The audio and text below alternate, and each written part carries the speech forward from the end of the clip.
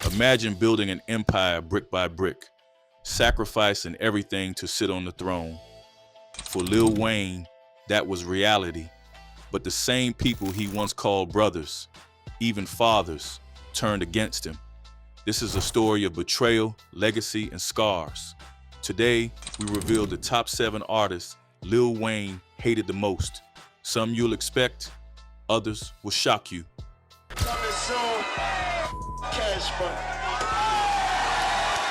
The first on the list of Lil Wayne's most hated artists is Jay-Z. Lil Wayne and Jay-Z never liked each other publicly. They were never best friends. They never shared that many stages. Their collaboration history was light, but underneath that absence was a rivalry that simmered in lines and interviews. Now tuned into the motherfucking greatest. Jay-Z just got voted #1 by MTV, #1 MC. What do you make of that? I don't think he the #1 MC. Wayne the best, he do the most, and he make the most money. Back in 2006, Jay-Z was president of Def Jam. He had just finished solidifying his comeback after briefly retiring. His label was signing stars and made a move that surprised a lot of people. He tried to sign Lil Wayne.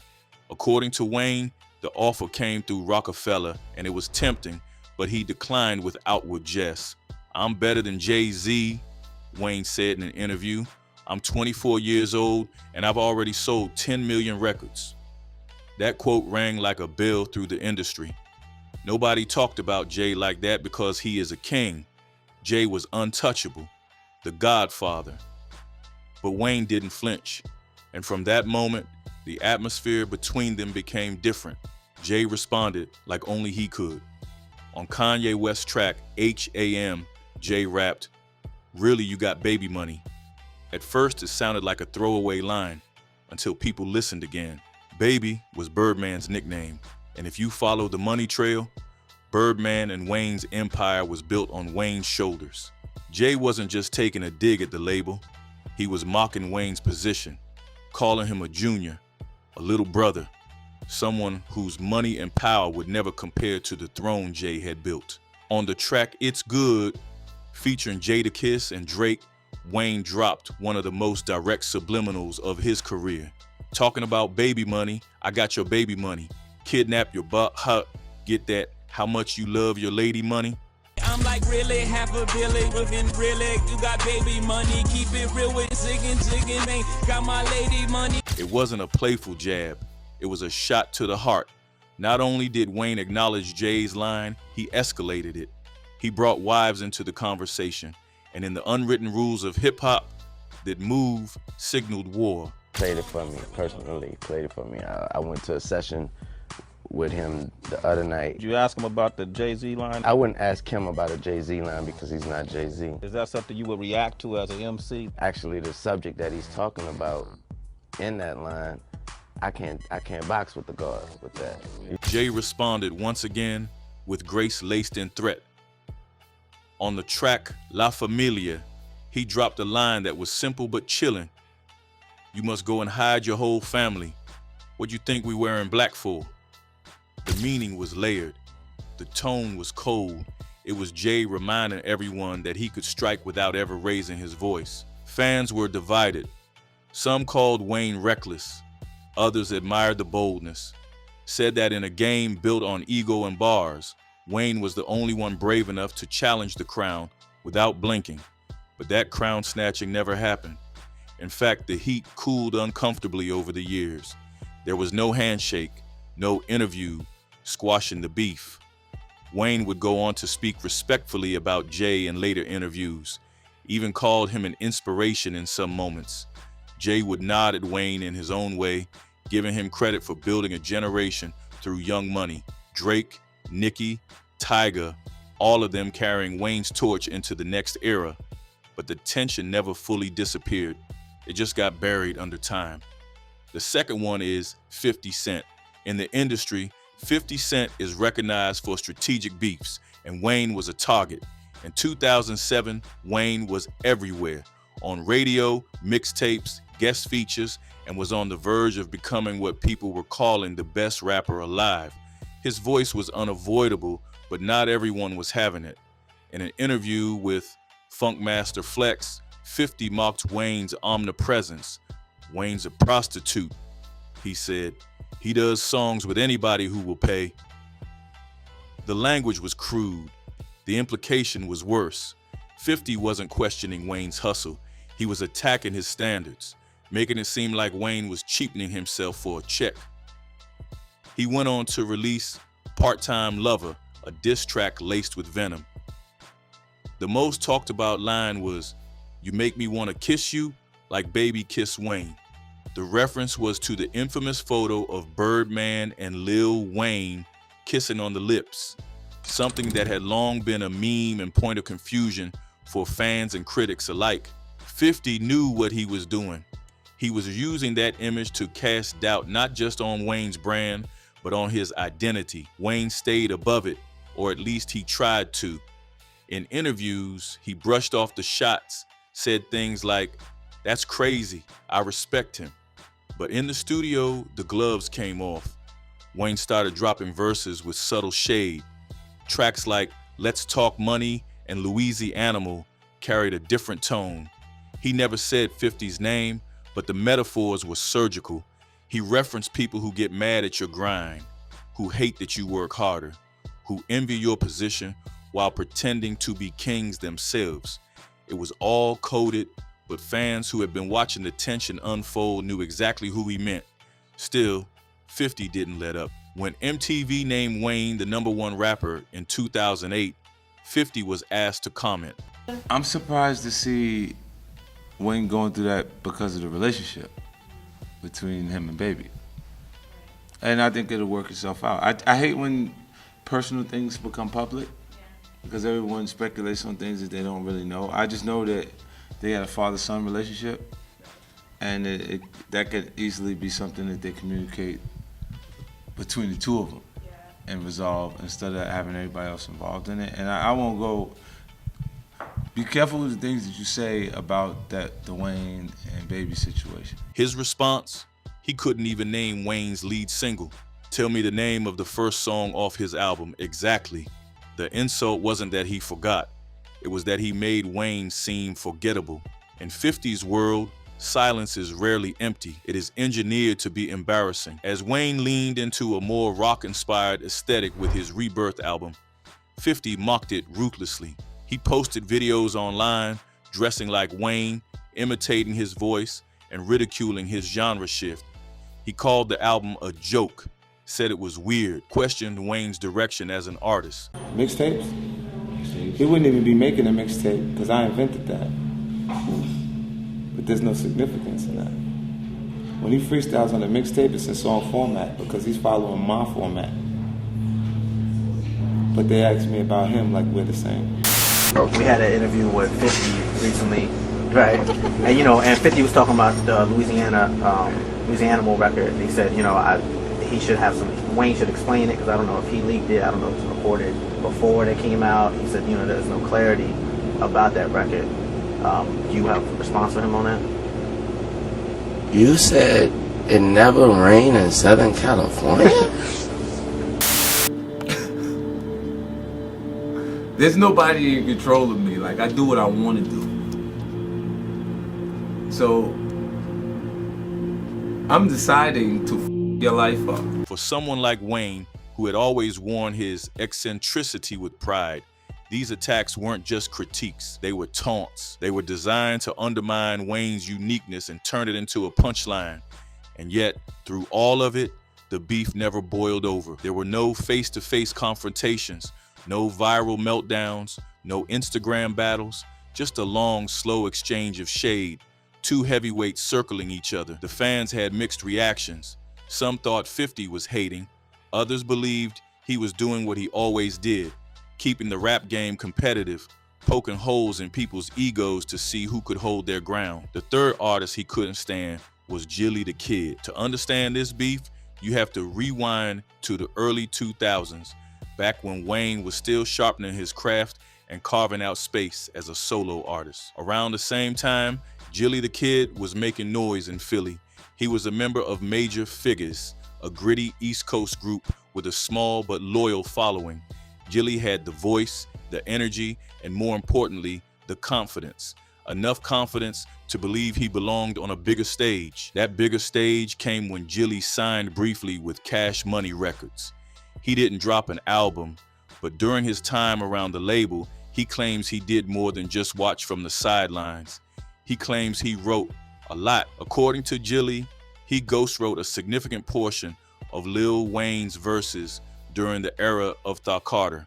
He said Wayne's cadence, slang, and even delivery started mirroring his own.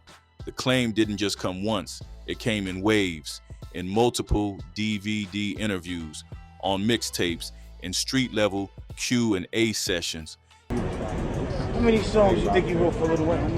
How many songs I wrote for Cash Money total, man? They ain't just that. They focusing on Wayne. It's Cash Money, man. Baby, his ass, whole ass nigga. Jilly told anyone who would listen that he had written for the man many were calling the best rapper alive. At first, people brushed it off. Wayne had never been accused of ghostwriting before. He was prolific, constantly dropping verses, remixes, and mixtapes.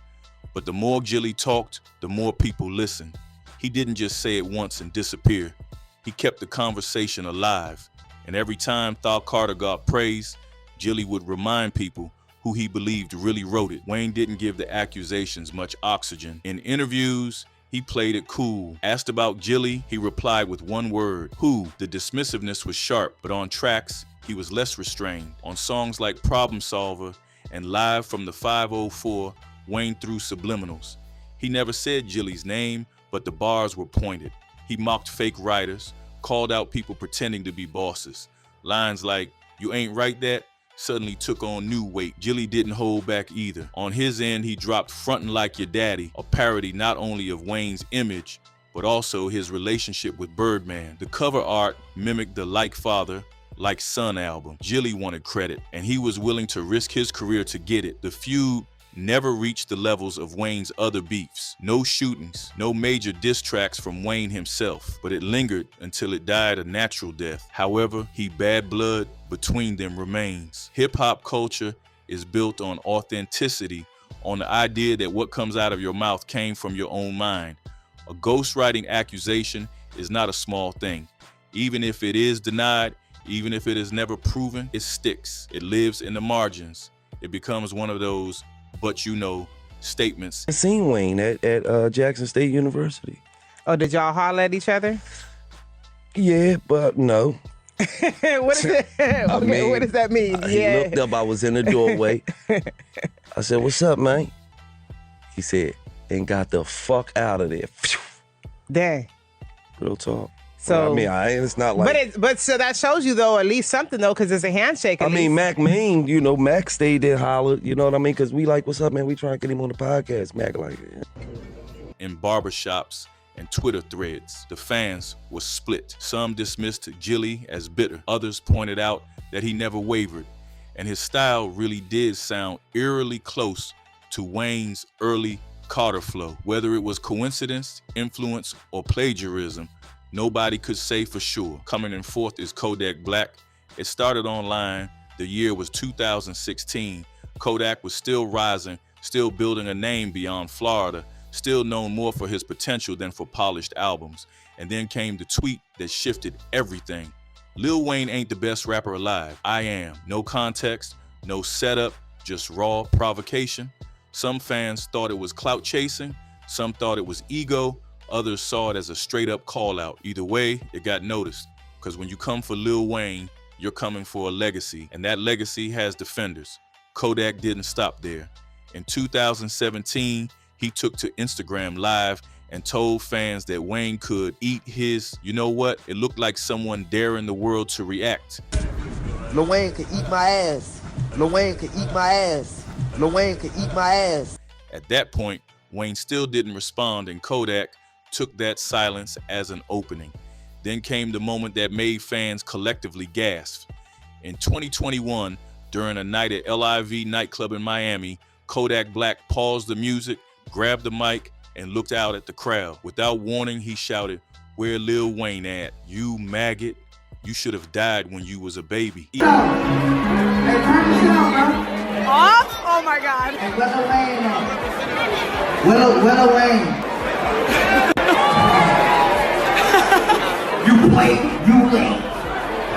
You maggot, you should have died when you was a baby. Even in a genre built on braggadocio and boundary pushing, that line hit different. There are insults and then there are curses. That one felt like a curse. Wayne didn't flinch. Again, no response. But this time, someone else stepped in. His daughter, Regina Carter. She fired back online, calling Kodak out by name. Y'all new little rappers need to start giving props and respect to the GOAT. My father don't bother nobody. He be in his own world, so leave him alone. Kodak tried to backtrack. In another live stream, he said he wasn't talking about Wayne, claimed he wasn't aiming at Regina either. He said people were twisting his words, that the internet was blowing things out of proportion. He got a his little bald head daughter, like, feel me? I fuck with the whole setup, shit like that, but don't be coming at me, bro, cause when you come at me, I'ma come back. You know what I'm talking about? Nobody ain't say nothing to that little girl, bro. Nobody ain't say nothing to that little girl. First of all, nobody ain't say nothing to your daddy. Nobody ain't say nothing about your daddy. But the video was already out there. The words were already said. The irony, Kodak and Wayne actually had a track together. Back in the early days, they collaborated on Codeine Dreaming. At the time, it looked like a symbolic passing of the torch, but that torch got dropped. And by the time Kodak made that nightclub remark, that bridge was not just burned, it was incinerated. The hip-hop world reacted fast. Artists started distancing themselves from Kodak. Some unfollowed, others threw shade on tracks. Fans began drawing hard lines. To diss a legend is one thing. To tell a man he should have died in infancy is something else entirely. But Kodak seemed to thrive on that chaos. For a while, controversy became part of his brand. He said wild things, got arrested, went viral for reasons that had nothing to do with music. And through all of it, Wayne remained unbothered because Kodak in Wayne's world no longer existed. At number 5 on this list, we have Young Thug. There's a strange kind of heartbreak that comes from being mimicked by someone who ends up trying to replace you. And for Lil Wayne, that's what the situation with Young Thug came to feel like. What began as admiration quickly soured into antagonism. And before long, what could have been a passive misunderstanding turned into one of the most disturbing chapters in Wayne's career. When Young Thug first hit the mainstream, people noticed something familiar. The dreadlocks, the piercing heavy face, the nasal auto-tuned flow, the fashion risks, the off-kilter delivery. For a while, it felt like Thug was paying homage to Wayne in both sound and style, and he said as much too. In multiple interviews, Thug openly called Wayne his idol, said he would not be rapping without him. He referred to Wayne as the best rapper alive. It looked like respect, but respect has a shelf life when fame gets involved. In 2014, Wayne was locked in a legal mess with Birdman and Cash Money. That Carter 5 had been shelved. Fans were chanting, "Free Weezy," and calling out the label for holding his music hostage. Then, in the middle of this chaos, Young Thug made an announcement that felt like a slap to the face. He said he was naming his new project Carter 6. No features from Wayne. For Wayne, that wasn't a tribute, but theft. He built the Carter series. It was the defining body of work in his solo career. For Thug to co-opt the name while Wayne was fighting just to get his own album released felt like a mockery. Wayne didn't take it quietly. At a show in Mississippi, he addressed the situation directly, told the crowd to ignore anyone using the Carter name, called Thug out without saying his name, but everybody knew who he meant. Under pressure from lawyers and fans alike, Thug eventually changed the title to Barter 6, but that didn't fix the energy. The disrespect had already settled in. Then things got violent. On April 26, 2015, after a concert in Atlanta, Lil Wayne's tour buses were shot at as they pulled onto the highway. 2 buses were hit. Several members of Wayne's crew were on board. Thankfully, nobody was injured, but the message was clear. It was an attempted hit. Police quickly tied the shooting to Jimmy Winfrey, better known as Pee Wee Roscoe, a known associate of Young Thug. He was arrested and later sentenced for the shooting. But what made everything darker was what surfaced in court. Phone records showed that Winfrey had placed calls to both Birdman and Thug around the time of the shooting. Prosecutors alleged that the shooting was planned in connection with the brewing tensions between Wayne and the 2 men. Birdman and Thug denied any involvement. No charges were filed against them. My nigga Tune ain't never been Hollywood, he's just been Hollywood Gold. You know what the it is. Let's sign this mother. Anybody with Tune gotta follow through. I will get thug up on. But the implication hung over the case like a fog. The sixth one is Birdman. To understand why the fallout between Birdman and Lil Wayne hurt so badly, you have to go all the way back. Wayne was just a kid when Brian Birdman Williams took him under his wing. Birdman discovered Wayne at just 11 years old, signed him to Cash Money, and treated him like blood. They didn't just work together, they moved like father and son. They called each other daddy and son in interviews, on records, even in casual speech. Wayne returned that loyalty 100-fold. He stayed with Cash Money while others left. When Juvenile and BG dipped, when Manny Fresh had issues with management, Wayne stuck it out.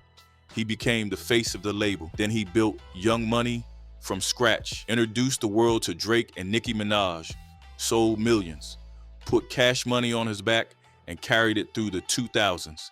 Every win the label had, Wayne had a fingerprint on it. How old was Wayne when you found him? Wayne could have been 10, 11. A little bitty with a pick, and I just saw no fear in him. Yeah. Yeah, I no fear. Yeah. And that's what made me really take to him. He wasn't scared to rap to me. He wasn't scared. So in 2014, when Wayne tweeted that he wanted off the label, it felt like the air got sucked out of hip hop. It wasn't subtle. I want off this label and have nothing to do with these people. I am a prisoner, and so is my creativity. The tweet sounded like a scream for help. Behind the scenes, things were unraveling. Wayne claimed that Birdman had blocked the release of Thaw Carter 5. He said royalties were being withheld. The album he had poured his soul into was being kept in a vault by the very man who once called him son. Wayne filed a $51 million lawsuit against Birdman and Cash Money. It wasn't just about money, it was about betrayal. And then the shooting of 2015 happened. Thank you. I just want to turn y'all up for a second. You already know what it is. Free Weezy album coming soon. Carter 5 coming soon. Cash Money. The shooter was an associate of Young Thug and Birdman. During the investigation, prosecutors claimed that phone records linked Birdman to the shooter. Roscoe allegedly called Birdman right before and after the attack. While Birdman was never formally charged, the discovery ended whatever relationship they had. Birdman tried to patch things up. In 2016, at a party hosted by Drake, the two were spotted hugging. It looked hopeful. Then, in 2018, Birdman went on stage and offered a public apology to Wayne. I knew this day was going to come, but I didn't know when. He said, "I'm sorry, bro. I apologize." I knew this day was gonna come, but I didn't know when it was gonna come. But this nigga right here, the best nigga, the realest nigga, the illest nigga, and I wanted to apologize to my nigga worldwide to let him know that. He called Wayne the realest, but apologies don't always erase damage. Finally, the seventh artist that Lil Wayne hates is Pusha T. Back in the early 2000s, both Wayne and Pusha T were coming into their own. Pusha, alongside his brother Malice, formed the rap duo Clips, known for sharp bars and razor-sharp storytelling. They were backed by the Neptunes, Pharrell Williams, and Chad Hugo, whose production style was defining a generation. At the same time, Wayne was grinding through the ranks of Cash Money, shedding his Hot Boys image and finding his solo voice. At first, the two camps seemed like they could coexist. They even shared collaborators. Pharrell had done production for Cash Money. Baby and Clips were both buzzing.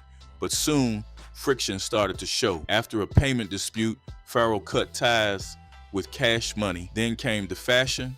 Wayne started wearing Bape and Billionaire Boys Club gear, brands Pharrell had put on the map. To some, it looked like love. To others, it looked like swagger jacking. Around this time, Clips dropped the track Mr. Me Too. The lyrics felt pointed. Wanna know the time? Better clock us. No, it's bike the style from the shoes to the watches. Fans and bloggers took it as a shot at Wayne, even if Pusha never said his name. In a 2006 interview with Complex,